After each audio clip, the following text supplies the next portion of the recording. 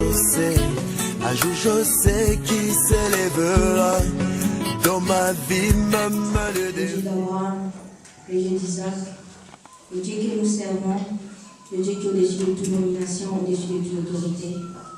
Seigneur, si nous sommes ici, c'est grâce à toi, Seigneur. Papa, toi qui as travaillé pendant 6 jours, 7 jours, la 7e, c'est le jour des repos, Seigneur. Nous sommes venus devant ta face pour t'adorer, pour te dire un mot, Seigneur, pour tout ce que tu as fait pour nous. C'est pour cela, Seigneur, nous laissons cette kit entre tes saintes mains. Sois Alpha, Seigneur, et tu sois aussi Oméga, Seigneur. Sois le débit de cette kit, ton peuple, Papa, les troupeaux de ton pâturage, Seigneur. Nous sommes venus devant toi, Seigneur. Papa, avec nos fardeaux chargés, Seigneur. C'est pour cela que nous laissons cette moment entre tes saintes mains, Seigneur. Papa, anime-nous par ta présence, Seigneur. Prends le contrôle, Papa, de cette vie, Papa. Prends le contrôle, Seigneur, de nos pensées, Seigneur. Oh Dieu d'Israël, Papa, nous voulons pas, Papa, que nos pensées ça puisse voyager, Seigneur, mais nous voulons que nos pensées ça soit soumises à ta présence, Seigneur. Viens, Seigneur. C'est pour ça que nous laissons cette moment entre tes saintes mains.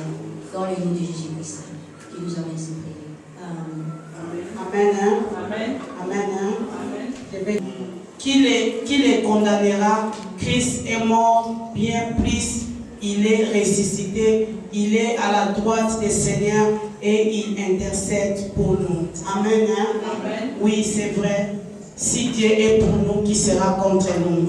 Mais mes frères et sœurs, avant que Dieu soit pour toi, il y a aussi des règles à suivre. Il y a aussi des chemins à suivre.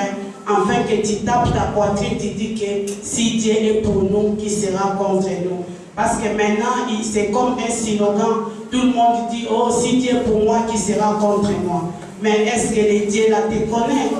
Est-ce que toi aussi tu connais ces dieux-là?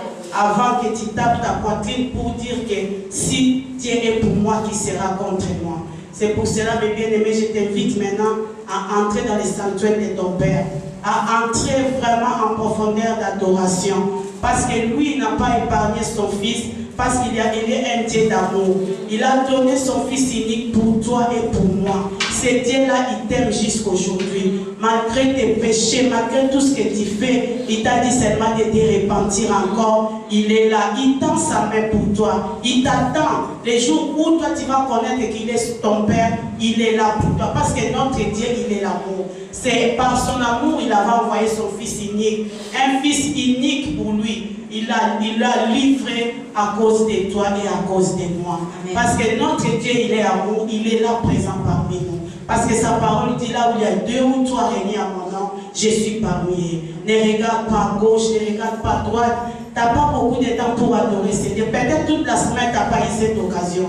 Entre en toi-même. Fais l'image de Jésus-Christ en toi. Adore ton Dieu. Dis tout ce que tu veux qu'elle fasse pour toi. Amen. Hein?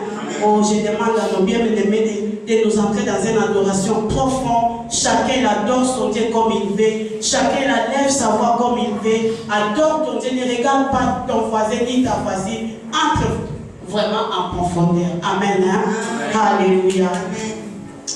Alléluia. Oui, alléluia. Alléluia. Alléluia. Alléluia.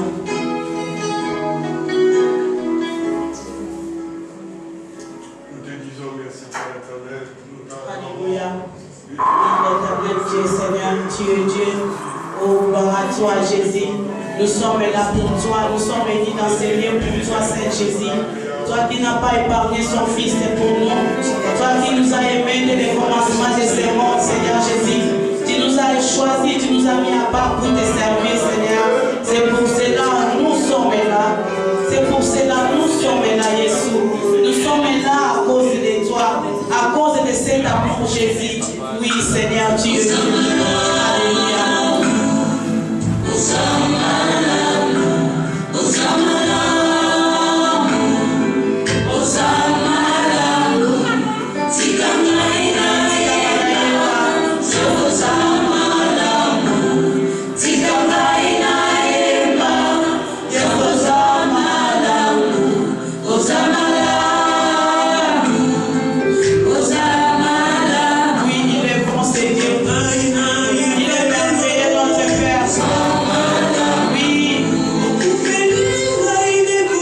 Oui, il est mort pour ça.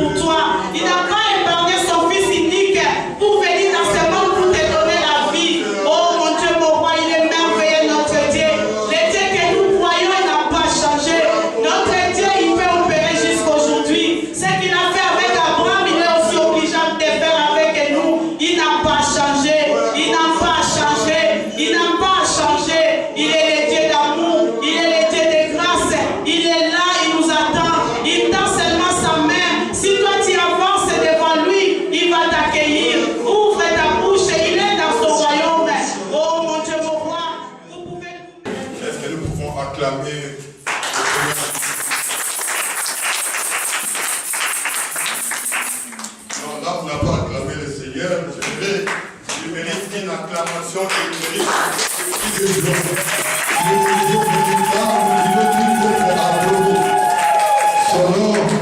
son nom c'est Jésus. Amen.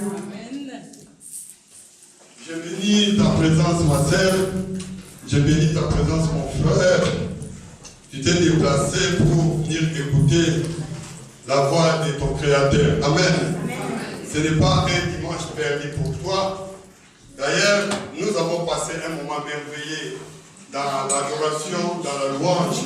Le temps est arrivé maintenant que nous écoutions aussi ce Dieu te parler. Amen. Amen. Ça déclare qu'il est Dieu qui connaît même la profondeur de ton cœur. Mais avant que nous écoutons la parole, j'aimerais seulement rappeler que cette année, nous, l'Église évangélique Parole éternelle, nous avons notre thème d'année qui se trouve dans le livre de Psaume, chapitre 37. Psaume, chapitre 37, verset 4. La déclare notre thème de l'année. Nous voulons que ce thème puisse devenir cher dans la vie de chaque membre de cette église. Nous allons ouvrir nos Bibles. Jérémie, chapitre 15. Nous allons lire un seul verset. Celui qui est ami de Jésus-Christ, qui trouve les versets avant moi, qui se mettent debout et qui nous lise ce verset de Jérémie, chapitre 15, verset 18. Est-ce qu'il y a quelqu'un qui peut m'aider à me lire ce verset? Il y a quelqu'un qui pourra m'aider, s'il vous plaît. Jérémie, chapitre 15, verset 18. Jérémie, chapitre 15, est-ce qu'il y a personne qui peut m'aider? Moka Sunganda, vraiment. Maman Moka Sunganda. Sunganda. Maman Moka Motema Malamu. Tellement Sunganda. Jérémie, chapitre 15, verset 18. Maman Sunganda, vraiment. Sunganda. Jérémie, chapitre 15, verset 18. Un seul verset. Nous allons pas lire un tas de versets aujourd'hui. Un seul verset. J'aime que papa, la ligue, maman Moka Sunganda, pas la terre, madame. Chapitre 15, verset 18. J'ai lu au nom du Seigneur. Pourquoi ma souffrance est-elle continuelle? Pourquoi ma plaie est-elle douloureuse? Et ne peut-elle pas se guérir? Serait-il pour moi comme une source trompeuse, comme une eau dont on n'est pas sûr? Amen. Pourquoi ma souffrance est-elle continuelle? Ça, c'est le thème que nous allons parler cet après-midi. Pourquoi ma souffrance est-elle continuelle? Pourquoi ma plaie est-elle douloureuse? Et ne veut-elle pas se guérir? Serait-il pour moi une source trompeuse? Là, c'est notre bien-aimé Jérémie qui fut un prophète de Dieu.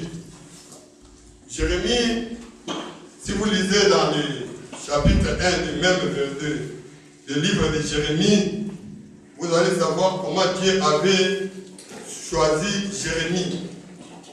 C'est-à-dire quand la parole de l'Éternel lui fut adressée du temps de Josué, fils d'Amon et de Juda, la 3e année de son règne, au temps de Joachim, fils de Josia, roi de Juda, jusqu'à la fin de la 11e année de Sédécias, fils de Sosias, roi de Juda, jusqu'à l'époque où Jérusalem fut amenée en captivité. La parole de l'Éternel me fit adresser à ces mots. Avant que j'étais formé dans le ventre de ta mère, je te connaissais, et avant que tu sois sorti de son sein, je t'avais consacré.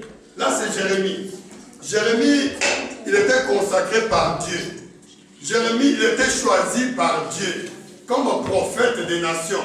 Là, dans le chapitre 1, la Bible déclare que Dieu a apparvenu à Jérémie pour lui dire qu'avant que tu sois formé dans le ventre de ta mère, je t'avais fait quoi? Je t'avais connu et je t'avais consacré comme prophète des nations.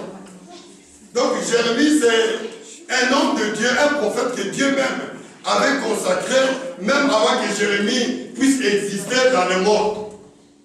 Donc Dieu avait connu Jérémie quand il se trouvait encore dans le sein de sa maman. Et Dieu a parlé à Jérémie pour lui dire, c'est moi qui t'ai choisi, mais quel que soit le refus de Jérémie en disant que Seigneur, je ne sais pas parler, comment tu veux me choisir? Mais Dieu connaissait que Jérémie, même avant que Jérémie vit dans ce monde. Mais lorsque nous arrivons dans le chapitre 15, là Jérémie maintenant il se trouve dans le ministère. Il a raconté certaines difficultés. Il a raconté un peuple qui ne voulait pas écouter encore sa voix, malgré que Jérémie était l'envoyé de Dieu. Mais quand il parlait à ce peuple, le peuple n'obéissait plus à la parole de Jérémie. Et il y avait difficultés, situations douloureuses, difficultés sur difficultés. Et lorsque dans la vie des chrétiens, l'enfant de Dieu ou une femme de Dieu commence sur son parcours, sur la vie, il y a des difficultés sur difficultés, on commence à se poser certaines questions. Est-ce que réellement dans l'église où je prie, est-ce qu'il y a Dieu? Est-ce que j'ai réellement un bon pasteur? Pourquoi mes souffrances ne finissent-elles pas? Pourquoi? Les pourquoi là viennent aussi dans ta vie, viennent aussi dans ma vie. Par rapport aux difficultés que nous rencontrons dans la vie courante.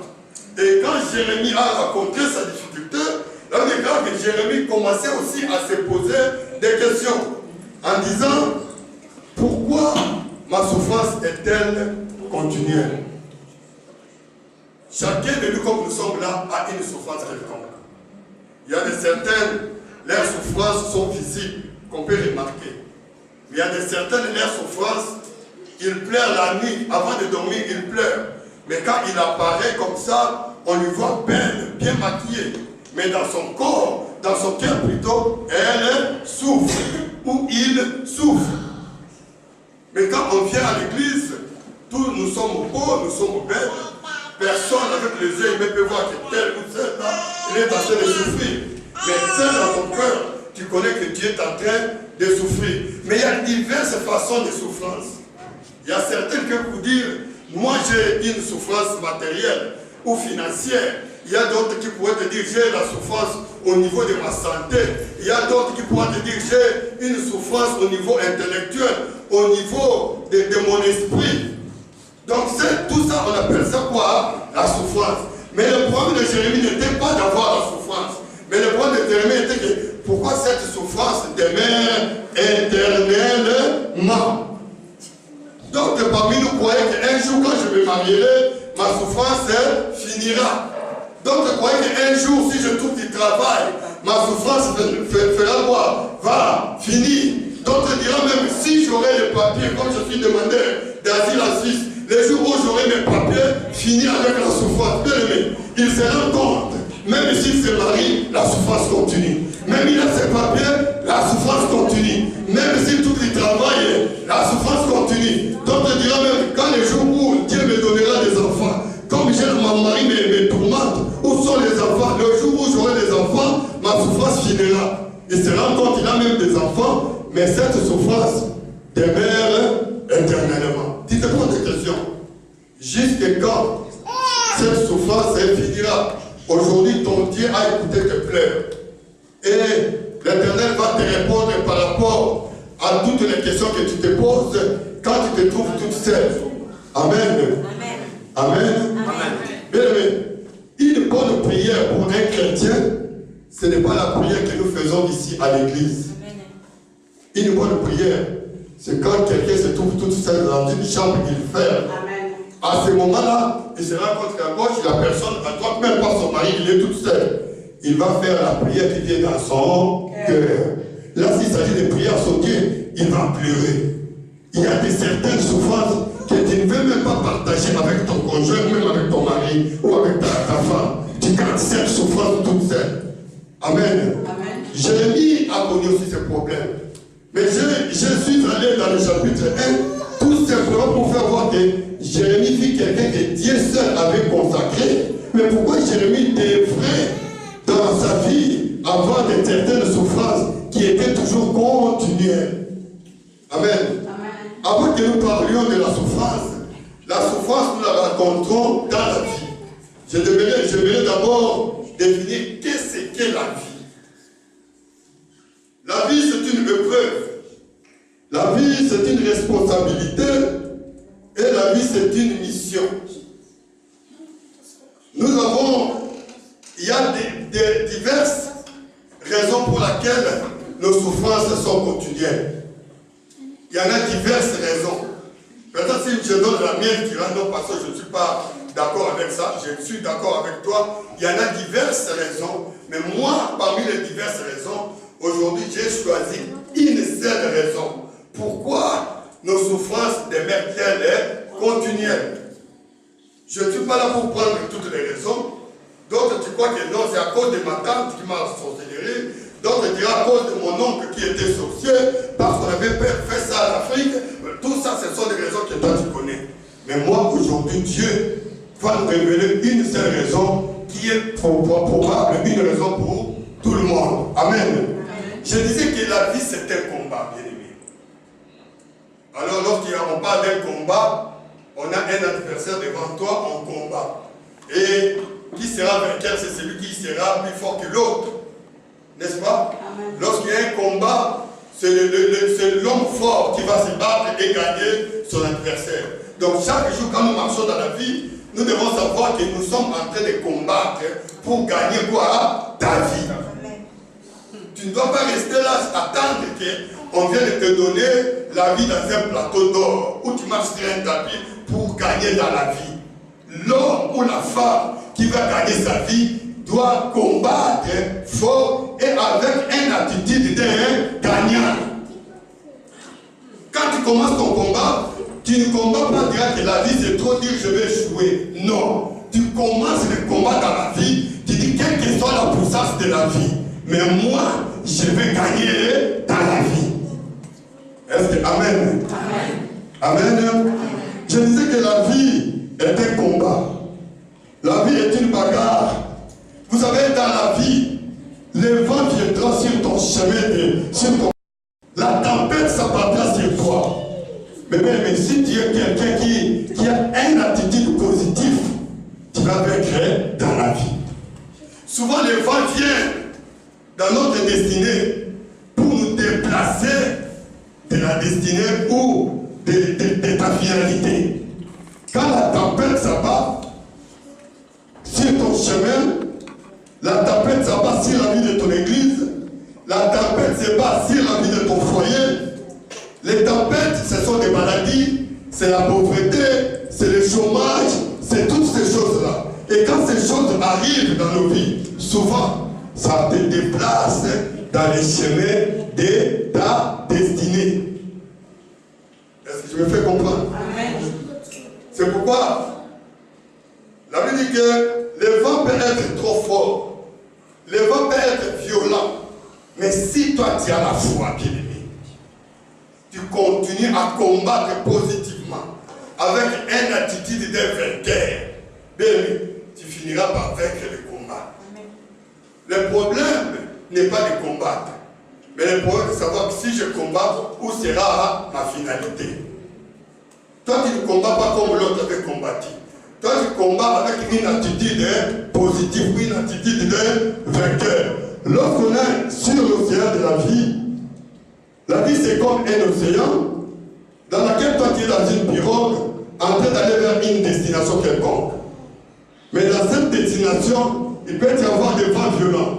Il peut y avoir il y a une naufrage qui veut, le bateau est prêt à être foncé dans l'eau. Mais bien aimé, lorsque tu restes, le vent viendra avec un seul but, changer la direction de ta destinée. Toi, tu voulais aller vers Rome. Quand le vent vient violent, c'est pour changer que tu ne puisses plus aller à Rome. La tempête viendra pour t'empêcher d'arriver à ta destinée. Les difficultés arrivent dans la vie pour nous empêcher à ne pas arriver dans notre destinée, bien-aimé. Et je connais un homme de Dieu, Paul. Il dit à tous qu'ils étaient trouvés dans le livre Actes des Apôtres. Paul s'est trouvé dans une pirogue. La destination de Paul et ses compatriotes était d'aller vers Rome. Mais quand Paul partait vers Rome, la Bible dit qu'il y avait une tempête forte. Il y avait un vent violent qui s'est abattu, qui cherchait. Et quand le vent violent laquelle Paul se trouvait était cassée, brisée. Les gens commençaient à chercher des petits morceaux de bateau pour chercher un peu de refuge. Mais Paul disait quelque chose, il leur a dit, sachez que malgré la tempête, malgré le naufrage, il y a dommage du bateau, mais aucun de vous périra. Amen. Il peut y avoir dommage du bateau, il peut y avoir dommage de ta santé, il peut y avoir dommage de ton mariage, mais sachez, si tu as Jésus-Christ, tu ne périras jamais. Tu peux dire Amen. Amen. Tu peux dire encore Amen. Est-ce qu'on peut acclamer la parole de Dieu? Ne regrette pas s'il y a destruction des bateaux. Les bateaux, on les fabrique. L'homme fabrique les bateaux. Ce qui est important, que toi, comme je te vois là, tu ne périras jamais. Que le diable fasse tous ses calculs, qu'il fasse toutes ses missions, mais toi, tu vas arriver jusqu'à la destination. Amen. Paul dit, ne regrette pas le bateau, ne regrette pas le naufrage, mais c'est que moi, Paul, je sais que nous allons arriver jusqu'à la destinée. Mais je te dis que tu vas arriver jusqu'à ta destinée. Amen. Je te dis que vers la fin de cette année, tu vas témoigner que Dieu m'a aidé à ce que j'arrive à ma destinée. Amen. Ne t'inquiète pas de la destruction de ton bateau. Ne t'inquiète pas parce que tu es malade. Ne t'inquiète pas, peut-être que tu es au chômage. Il y a certaines difficultés qui viennent devant ta vie. C'est que moi, je sais quelles que soient les difficultés. Mais toi, tu vas arriver à la destinée. Amen. Je n'ai pas écouté, je disais que moi, je sais que toi, tu vas arriver à ta destinée. Amen. Je disais que la vie, c'était une épreuve, une responsabilité. Souvent, nous avons des souffrances continuelles à cause de certains mauvais choix que nous avons faits dans nos vies. Certains mauvais choix, ce que tu es en train de vivre là, c'est le résultat d'un mauvais choix que tu as fait dans ta vie. Maintenant, il faut chercher quoi? À réparer ces choix. Vous savez, préparer quelque chose et réparer la chose. Quand vous mettez à réparer la chose, d'abord vous allez perdre de l'énergie. Vous allez perdre beaucoup d'argent en cherchant à réparer les mauvais choix que tu avais fait dans ta vie. Donc, comme je disais que certaines souffrances continuelles dans nos vies actuellement, c'est à cause des mauvais choix que nous avons faits dans nos vies. Et tu te poses la question encore, pourquoi ma souffrance est-elle continuelle? Moi, après avoir lu la parole de Dieu, j'ai trouvé là-dedans une seule raison. Mais comme je vous ai dit que vous pouvez en trouver beaucoup. Toi-même, tu peux savoir pourquoi ma souffrance demeure continuelle. Tu peux avoir tes raisons, je n'en disconviens pas. Mais ma raison à moi, première raison que j'ai trouvée, c'est les péchés. Les péchés, c'est une raison capitale qui fait que nos souffrances demeurent continuelles. Nous avons parlé aujourd'hui, notre thème d'aujourd'hui c'est quoi? Pourquoi ma souffrance est-elle continuelle? Je dis, première des raisons, parmi tant d'autres raisons, c'est les péchés. Et quand on parle du péché, il y a 4 aspects dans les péchés que nous allons pouvoir développer ensemble. Première raison, nous allons trouver dans le livre des Hébreux, chapitre 11, verset 6. Quand on vient dans l'église, on doit voir sa Bible. Lorsqu'on écoute la parole, l'homme de Dieu donne un verset. Toi qui ouvres la parole de Dieu dans le verset là. Hébreux, chapitre 11, verset 6. J'aime que tout le monde participe à la prédication. Celui qui a trouvé le verset, qui se mette debout à haute voix, qui nous lise. Hébreux, chapitre 11, verset 6. Ce n'est pas une longue lecture, c'est un seul verset à lire.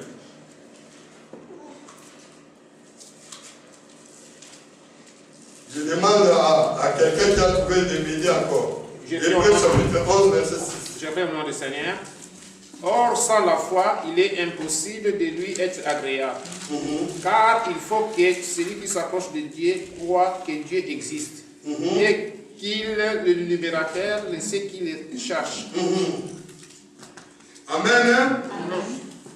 Or, sans la foi, il est pratiquement impossible de lui être agréable. Il faudrait que ceux qui s'approchent de Dieu croient que Dieu existe et il est le rémunérateur de ceux qui le cherchent. Dieu, quand tu cherches Dieu, Dieu te paye. Le rémunérateur, c'est comme ton patron. Il te rémunère chaque mois. Et celui qui cherche Dieu avec la foi, Dieu fait quoi? Il le rémunère. Or, sans la foi, il est pratiquement impossible de lui être comment? Agréable. Souvent, quand nous traversons les vallées de l'ombre de la mort, quand nous traversons la tempête, les difficultés, la première des choses, nous perdons quoi? La foi. Vous allez sentir que l'homme ou la femme de Dieu ne croit plus aux choses de Dieu. Si on parle de parole de Dieu, donc il n'a plus la foi. Et quand on n'a plus la foi, on ne peut plus être agréable à qui? À Dieu. Et quand on n'a plus la foi, la parole de Dieu ne peut plus se concrétiser dans ta vie. Quand on n'a plus la foi, on ne peut plus expérimenter la gloire de Dieu dans ta vie. La foi, pas une foi intellectuelle. Pas une foi parce que nous sommes dans l'église. Mais dans l'église, nous venons réchauffer un peu ta foi par rapport à la louange, par rapport à la parole. Mais quand tu te trouves tout seul, devant les problèmes, devant les difficultés, les problèmes que tu caches, tu ne veux pas que d'autres le sachent. Mais tu es en train de mourir toute seule. Avec toutes ces choses-là, tu te trouves devant ces choses. Tu veux dormir comme ça, les choses qui se présentent devant toi. La Bible déclare, or, sans la foi, il est pratiquement impossible de lui être agréable. Qui pourra te donner solution à toutes ces difficultés que tu traverses, si ce n'est que Dieu? Or, pour que Dieu te donne solution, il faut que tu sois un homme de foi ou une femme de foi. La foi, j'ai défini la foi comme F, c'est-à-dire fermeté, quelqu'un qui doit être ferme dans tes décisions. Tu restes dans une position qui plaît à Dieu. Quelle que soit la tempête, tu restes de pied dans la parole. F, la fermeté. O, obéissance. I, intransigeance. Tu es intransigeant dans tes décisions. F, fermeté. O, obéissance. I, intransigeant. Un enfant de Dieu ou quelqu'un qui se bat à la poitrine en disant que je suis membre d'une église, je suis chrétien, c'est celui qui obéit à son maître.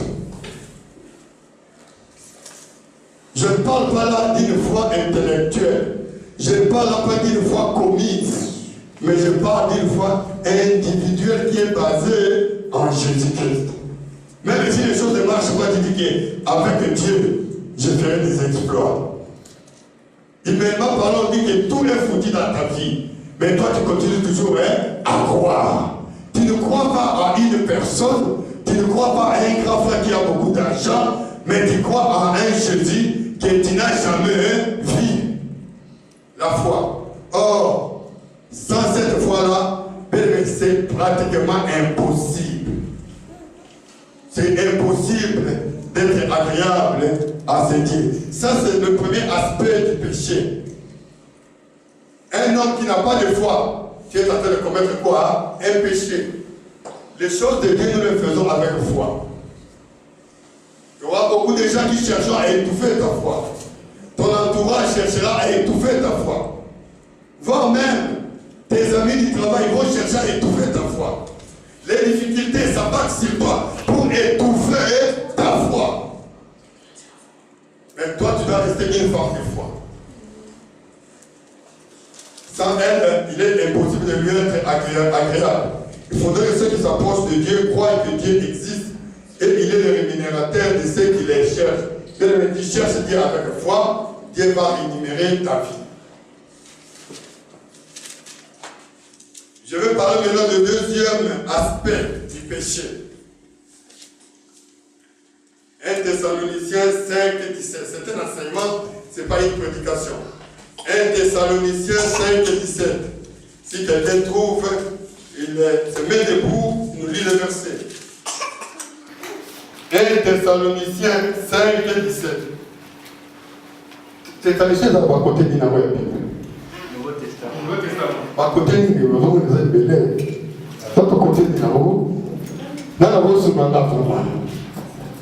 Thessaloniciens 5, 17. Les hommes à côté de Philippiens, Colossiens, à côté de ce qu'on a Thessaloniciens. Les hommes à technique, Thessaloniciens, Éphésiens, Colossiens, à côté de ce qu'on a Ciensiens, à côté de 5 combien? 1 Thessaloniciens 5 et 17. J'ai lu au nom du Seigneur. Priez sans cesse. Deuxième aspect. Pourquoi ma souffrance est-elle continuelle? Deuxième aspect, manque de prière. Premier aspect, manque sans la foi, il est pratiquement impossible de lui être agréable. Deuxième aspect, manque de quoi? Prière. Je n'ai pas écouté. Dans le deuxième aspect, manque de quoi? Prière. Or, la Bible déclare que prier sans cesse. La prière, c'est quoi? La prière, c'est un moyen qui nous permet de nous communiquer avec Dieu. Entrer dans sa présence, devenir conscient que nous sommes enfants de Dieu. Ce n'est pas une rituel ou une technique, non. Tu as des difficultés, tu es un homme de foi, tu as des souffrances, un enfant de foi. Tu entres maintenant pour communiquer avec Dieu, celui que tu trouves, il peut donner solution à ton problème. Comme on parle de la foi, bien aimé, nous, ça nous arrive des souffrances dans nos vies. Tu vois la grandeur de ta souffrance, tu viens avec ton problème auprès du pasteur, pasteur ne trouve pas la solution. Tu pars avec ton problème au niveau peut-être de tes parents te disent, ton problème là, il n'y a pas trop nous en train de t'envoyer lesquels bisons. Tu vas te référer maintenant à ton Dieu. Mais pour être sûr que Dieu peut donner solution à ton problème, tu dois être une femme ou un homme de foi. Quand tu mets la foi et tu ajoutes quoi? La prière. La prière, comme je vous ai défini, c'est un moyen de communication entre toi et ton Créateur. Un enfant, comme nous avons des enfants, s'il a des problèmes même à l'école, l'enfant ne sort quand il voit son papa venir. Il embrasse son père. La deuxième chose qu'il fait, la deuxième chose que l'enfant fera, c'est de dire son problème à qui? À son père. Et quand l'enfant vient avec son problème, il ne sait même pas que le papa n'a pas d'argent. Pour lui, ça ne lui dit rien. Il ne sait pas que nous sommes arrivés le 25, papa reçoit des salaires le 29 pour cet enfant. Il sait que quand il présente son problème à son père, le papa est capable de donner solution à son problème. L'enfant vient auprès du parent avec une foi. La foi, c'est un moyen de communication entre toi et ton Créateur. Prier sans cesse. Quelque chose de capital, je vais dire à l'église. La prière ne remplace pas l'action. Mais dans l'action, il y a aussi la prière. Pourquoi je dis cela? L'action, quand tu te déplaces pour venir à l'église, c'est une action. Quand tu dois donner tes offrandes, c'est une action. Quand tu dois donner la dîme, c'est une action. Quand tu dois gêner, c'est une action. Mais ne crois pas que comme je ne dois pas faire toutes ces choses-là, je ne pars plus à l'église, je ne donne plus mes offrandes, je ne donne plus ma dîme, mais je dois me mettre seulement à prier. Non, la prière ne remplace pas ces choses. Mais dans toutes ces choses-là, il y a la prière dedans. Amen. Le fait de donner sa dîme, c'est une prière faite à Dieu. Le fait de venir à l'église, obéir à la parole, c'est une prière que tu fais à ton Dieu. Le fait de réunir toute ta famille le soir en train de prier, c'est une prière que vous faites à Dieu. Mais nous sommes obligés aussi de faire ces choses-là. Ça, ce sont les aspects qui permettent que nos souffrances soient toujours continuelles. Troisième aspect, Nous allons le trouver dans le livre de 1 Thessaloniciens, chapitre 5, verset 18. Celui qui a trouvé, pas la même personne quand même. Hein? Nana wo sunganga vraiment. Sunganga ye. Qui peut nana wo sunganga, qui peut me sunga? 1 Thessaloniciens, papa, sunganga ko 1 Thessaloniciens 5, 18. Aïe aïe aïe. Ah mawa. 1 Thessaloniciens 5, 18. Maman sera sunganga. 5, 18. 1 Thessaloniciens. Bible très la parler. Aïe mawa. Alors, nous allons lire. Papa, tu as trouvé. Papa, tu vas nous lire. 1 Thessaloniciens 5, 18. Rendez grâce en toutes circonstances, car c'est la volonté de Dieu à votre égard dans le Christ Jésus. Amen. La reconnaissance. La reconnaissance. Rendons grâce à Dieu en toutes choses. Même la chose que tu crois qu'elle est petite, tu dois rendre grâce à Dieu. Mais souvent, lorsque tu donnes quelque chose à ton fils ne te dit pas merci, tu appelles la femme pour gueuler. Hein? Toi, tu sais que non, tu ne dis même pas merci. Mais à combien plus votre raison, quand Dieu fait quelque chose dans ta vie, tu n'es même pas reconnaissant à ce Dieu-là. Ça veut dire, rendons grâce à Dieu en toutes choses. Quand tu te réveilles d'abord le matin, quel que soit le problème que tu as, est-ce que tu rends grâce à Dieu parce qu'il a renouvelé ton souffle? Parce que si aujourd'hui Dieu le retire, il se décide de ne pas renouveler le souffle de vie, tu n'auras pas la vie. Est-ce que nous rendons même grâce à Dieu parce que nous vivons? Nous rendons grâce à Dieu parce qu'il t'a donné une femme. Tu rends grâce à Dieu parce qu'il t'a donné des enfants. Tu rends grâce à Dieu parce que tu marches. Tu as la vie. Rendons grâce à Dieu en toutes choses. Dieu renouvelle son souffle de vie, mais nous vivons dans l'ignorance la plus totale. La reconnaissance est capitale. La reconnaissance est vraiment très très importante. Lorsque vous allez lire l'histoire dans le livre de Luc, chapitre 17-11, Jésus avait guéri les lépreux. Il y avait 10 lépreux. Ils sont venus auprès de Christ, Seigneur, guéris-nous. Jésus leur dira, va vous présenter auprès des sacrificateurs. Et quand ils sont arrivés aux sacrificateurs, probablement les 10 étaient guéris. Mais la vie de grâce, il y avait un seul qui s'est souvenu de Jésus. Il est rentré auprès de Jésus pour aller remercier, dire merci à Dieu. Pourquoi? De l'avoir montré le chemin de la guérison. Jésus demande, est-ce qu'il y a tellement toi qui as été guéri ou c'est les 9 autres? La reconnaissance pour un chrétien, la reconnaissance pour une femme de Dieu, un homme de Dieu, c'est vraiment important.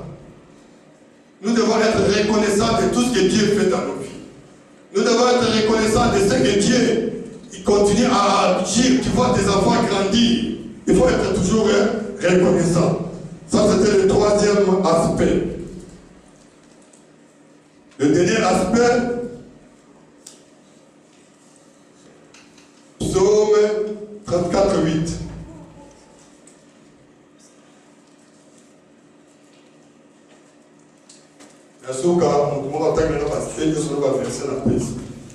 Psaume 34, 8.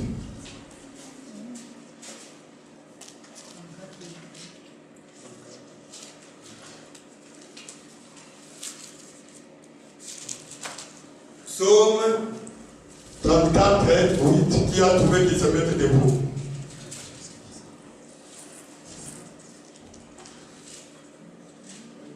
Psaume 34, 8. Notre sœur va nous lire. Je lis au nom de l'Éternel. L'ange de l'Éternel campe autour de ceux qui le craignent. Amen. Et il les arrache du danger. Là, tu es arrivé là.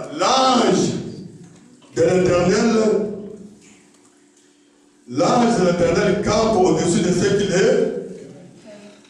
Quatrième aspect, la crainte de Dieu. Amen. Quatrième aspect, la crainte de Dieu. Dans les livres de Psaumes, on a vu que l'ange de l'Éternel campe au-dessus de ceux qui le craignent. Et il fait quoi encore? Et il les rache du danger.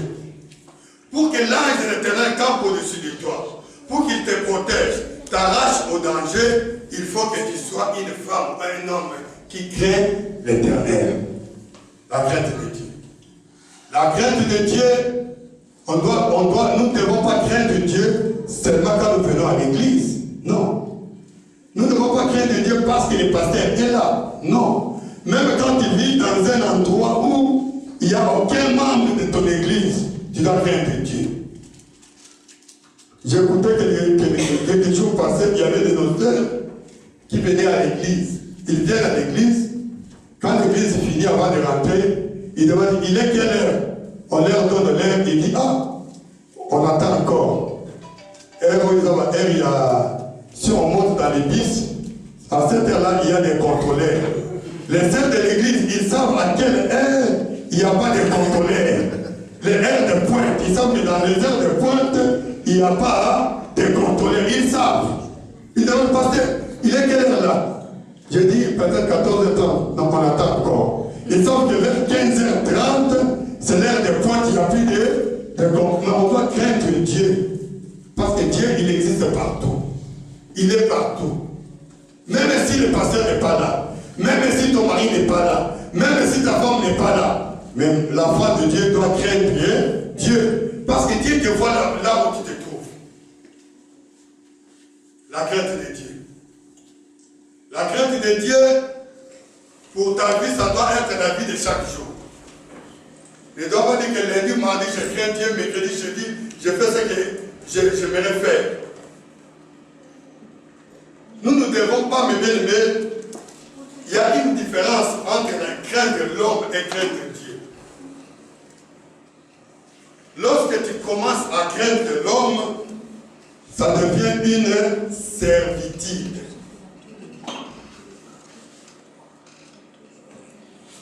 Mais craindre Dieu, c'est une liberté. Réaliser la présence de Dieu partout où tu es, dans toutes choses que tu fais, tu n'as pas de sentinelle, tu n'as pas quelqu'un qui est là pour te corriger, mais où tu vis, tu réalises la présence de Dieu. Ce que tu fais, tu réalises la présence de Dieu. Ça, c'est la crainte de Dieu. Amen. Amen. Partout où tu es, toujours, tu sais que Dieu me voit. Je dois faire cela parce que je crains Dieu, je ne crains pas l'homme. L'homme a des limites. Même avec ton mari, vous avez des limites. Mais il y a des endroits où tu te retrouves toute seule. Il y a des endroits où l'homme se trouve toute seule, sa femme n'est pas là. Si tu craignais ta femme et que tu es libre, maintenant la femme n'est pas là, tu vas faire maintenant ce que tu veux. C'est pourquoi je ne dis pas à l'église de craindre l'homme, mais de craindre qui? Dieu. Partout et pour toutes choses, nous devons craindre Dieu. Pourquoi devons-nous craindre Dieu? La crainte de Dieu nous assure la protection. Quand tu crains Dieu, comme on nous dit que l'ange de la main l'ange de l'Éternel campe au-dessus de ceux qui... Quand tu crains Dieu, Dieu t'assure quoi? La protection. Et il te retire de tout danger qui peut arriver dans ta vie. Quand nous craignons Dieu, nous devenons amis de Dieu. À cause de la crainte de Dieu. Comment craindre Dieu? Il y a deux façons de craindre Dieu. D'abord, commencer par l'aimer d'abord, l'amour de Dieu. Quand tu aimes Dieu, ça signifie que tu dois le craindre.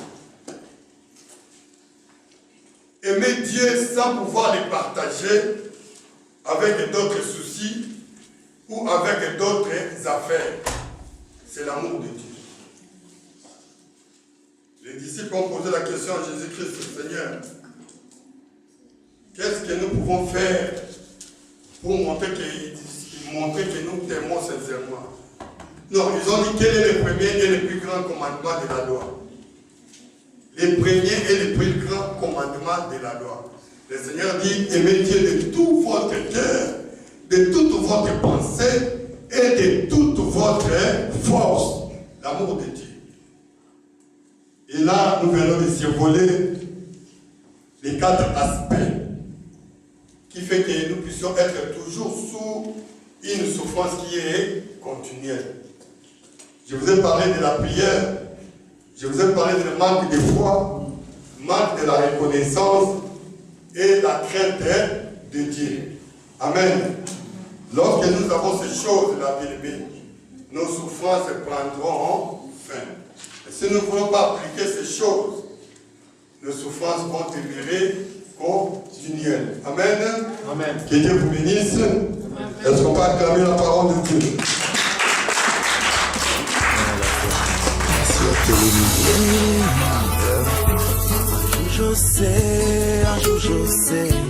Un jour je sais qui s'élèvera.